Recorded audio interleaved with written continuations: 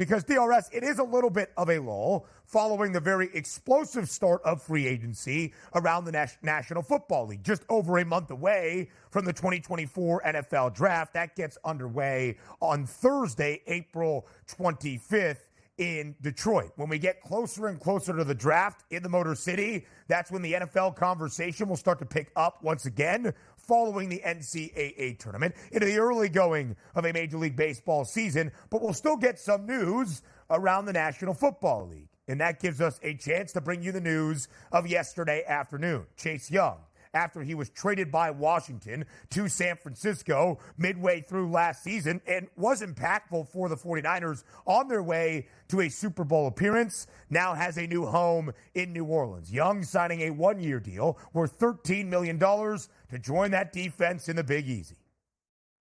I don't mind the move here for New Orleans. I just question what New Orleans is actually doing with their team. Now, granted, you have some money to spend. You're always going to try to make your team better than it was the day before. And technically, the Saints did get better on defense. But also, from a 49ers perspective, right? You spend that third-round draft pick, you bring over Young. He was good. I mean, second half of the season, which is, 8 or 9 games, however many he played with the San Francisco 49ers, only 2.5 sacks there built up. So he doesn't really get home. And also, you still going to have those question marks on if that knee is going to hold up long-term. I can't fault the Saints for this move, but it doesn't move the needle at all, because clearly to me in that division, I'm looking forward to the Atlanta Falcons and the Tampa Bay Buccaneers. Yeah. New Orleans is an afterthought, so maybe it's a good move for them, but needle moving, not at all for me, Ben.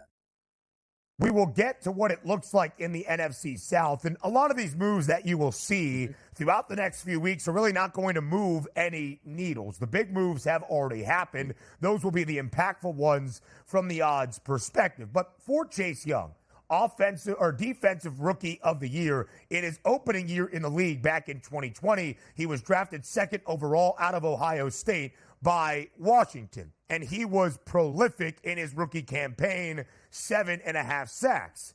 And then injuries took their toll on Chase Young over the next 2 years, only played in 12 games in 2021 and 2022 combined. Last year was dealt before the trade deadline by the Commanders to the Niners, did play 16 games, now will enter the 5th year of his NFL career in New Orleans. Again, it's a beneficial signing. Is it going to move the market? Not by any means, but the market has moved, DRS, on the Saints in the span of a year. It was last offseason when New Orleans signed Derek Carr. There was optimism once again in the Big Easy. At this point last offseason, the Saints were the favorites to win the division at plus 115. And if you can win a division in the NFL, there should be optimism beyond that. An 11-1 price, tied for 4th to maybe contend for a conference crown in the NFC. Of course, that did not happen for New Orleans a season ago. They did not even reach the postseason. And now with where things stack up in the NFC South,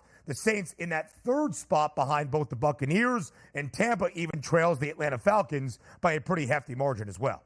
And they should be. They should be, Ben. Last year, I took the bait. I thought New Orleans was by far the best team in the NFC South. The numbers proved it, and also such an easy schedule. I did bet the New Orleans Saints to get 10-plus victories last year because I figured, they don't even have to play anybody. So now this year, I look at them and say, they're not the best team in the division. They're not even the second-place team in the division. They're the third-place team in the division. We're talking about, can Tampa Bay recreate what they had last year? They have to do all that much. I mean, basically win 8, 9, maybe 10 games out of 17. That's what it's going to take to win that South Division. But I think Atlanta is markedly better now. So as I look at the Carolina Panthers, they're an afterthought completely. But the Saints at a plus 340 price, you don't like them. That's not actually a bad price here, considering that the favorites minus 110 and the Tampa Bay Buccaneers are plus 300. I'm not hanging my hat on the Saints here. I did that last year, learned my lesson. What's going to make them better this year in a division that actually got better from what they've been doing in the offseason? I can't trust the Saints. I'm not taking that plus 340. It's still the Falcons for me in this division.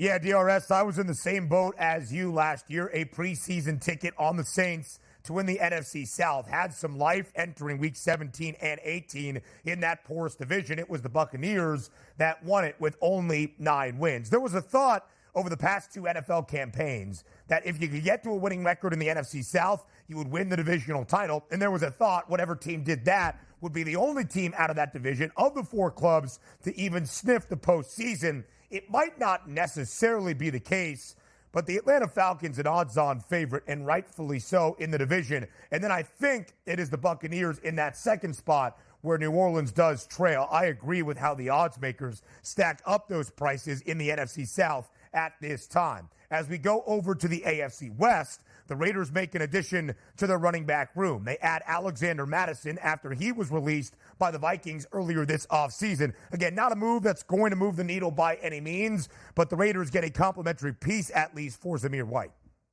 Yeah, not a bad move. Not a bad move at all. You take a look at Madison, who was supposed to be that lead guy after Dalvin Cook left Minnesota. It didn't work out all that well. Still a healthy guy. He'll be in the mix here. Can't fault that move. Multiple running backs. Sooner or later, one of those guys is going to get dinged up. He's a quality backup if that's what it's going to turn out to be for the Raiders.